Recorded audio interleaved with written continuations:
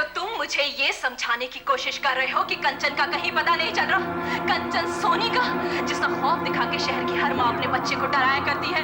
मुझे कंचन सोनी का पता चाहिए, किसी भी कीमत पर ढूंढ के लाओ उसे, कहीं से भी, समझे तुम? Damn it. ये लोग क्या समझते हैं? हम बेवकूफ हैं, ये हमें कहेंगे और हम इनकी बात पर यकीन कर लेंगे। आरज़ू, इतनी नफरत अच्छी नहीं आरज़ू। ये ना हो कि नफरत की आंधी में तुम बह जाओ, तुम्हारे पांव उखड़ जाएं, और उखड़े हुए पांव कभी जमते नहीं। ये आप कह रहे हैं इंस्पेक्टर साहब? हाँ आरज़ू, हाँ। भाग्य ने कंचन से तुम्हारा बदला ले लिया है। उसके गोडाउन सील हो गए, पुलिस उसके पीछे पड़ी और उसका बिजनेस ठप हो गया, और तो और उसका घर सील हो गया। भगवान जाने वो कहां होगी। पूरा शहर और पूरी पुलिस उसे जानती है कि वो कैसी दिखती है। उसे छोड़ दो आरज़ू, उसे अपने हाल पे छोड़ दो। मैं जानता हूं कि उसने तुम्हें ठेस पहुंचाई है, तुम्हारा दिल दुखाया है, मगर भगवान ने उसे इतनी बड़ी सजा दे दी है। और क्या सजा देना चाहती हो उसे? मैं उसे बर्बाद कर दूंगी, मार डालूंगी मैं उसे, खून पी जाऊंगी मैं उसका। अगर वो रास्ते में कहीं मुझे भीख मांगती हुई नजर आई तो उसके हाथ से भीख का कटोरा छीन लूंगी मैं। उसके तो हाथ पांव तोड़ के उसे कोने में बिठा देना चाहिए, ताकि वो सारी जिंदगी तरसती रहे, तड़पती रहे। उसे नहीं छोड़ूंगी मैं उसे, बदला लूंगी मैं उससे। आरज़ू, ये तुम क्या कह रही है? कंचन के लिए ऐसी बातें कर रही है तू? अरे तारा, बहुत देर पहले आई थी, मैंने सब कुछ सुन लिया। कंचन के लिए ऐसी बातें कह सकती हो? इतनी नफरत?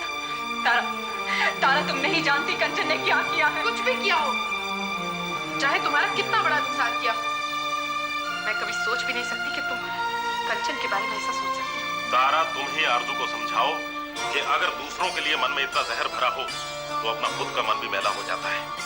जो लोग दूसरों के लिए कब्र खोदते हैं वो खुद ब खुद उस कब्र में दफन हो जाते हैं। अगर ये छोटी सी बात लोगों की समझ में आ जाए तो ये क्राइम, ये दंगे फसाद और ये बदले की भावना जन्म ही न लेगी। हाँ तारा, आरज़ू को कहो कि ये लड़ाई बंद कर दे। इसके ये लड़ाई बंद करने से हो सकता है ये जंग खुद ब खुद बंद हो जाए। वैसे भी हम आरज़ू और कंचन की लड़ाई में बहुत नुकसान उठा चुके हैं। लेकिन इस बार कंचन ने बहुत बड़ी गलती की है। ये जंग नहीं रुक सकती है। सबसे पहले उसने मकरंद पे शक किया, मकरंद की मदद नहीं की जब वो जेल में था। ओके, फेयर है ना, हमने कुछ नहीं कहा। उसके बाद में उसने हम पर हमला करवाया, तब भी हमने उसे माफ कर दिया। लेकिन अब की बात तो पानी सर के ऊपर से निकल गया है। अब मैं उसे माफ नहीं करने वाली, बिल्कुल माफ नहीं करूंगी मैं उसे। आरज़ू, भगवान ने तेरी तरफ से उससे बदला तो ले लिया है, तब भी?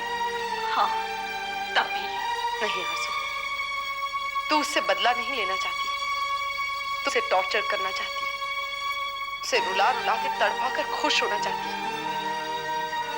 नहीं Arzoo, I don't agree with you, और ना ही मुझे तुमसे कोई हमदर्दी है, किसी को भी नहीं होगी। मैं क्या, कोई भी नहीं सोच सकता कि तू किसी के बारे में ऐसा सोच सकती है, दुश्मन के बारे में भी नहीं। और कंचन तो हमारी दोस्त है। कंचन दोस्त थी तारा। नहीं आरज़ू, एक बार जिससे दोस्ती कर ली जाती है उससे जिंदगी भर दोस्ती निभाई जाती है। तो ये बात कंचन क्यों नहीं सोचती? सोचना ना सोचना कंचन का काम है। अगर सामने वाला घटिया हरकत पे उतर आए, इसका मतलब ये तो नहीं कि तुम भी गिर जाओ।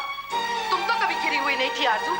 तारा, तुम नहीं जानती हो कि कंचन ने क्या किया है। अगर जानती होती ना तो ऐसी बातें नहीं करती। उसने चाहे जो भी किया, लेकिन उसे बर्बाद करने की तुम्हें सोचनी तक नहीं चाहिए। ठीक है, हाँ, चलो मेरे साथ, मैं बताती हूँ कि उसने क्या किया है, और उसके बाद में दोहराना यही बातें तुम। चलो मेरे साथ।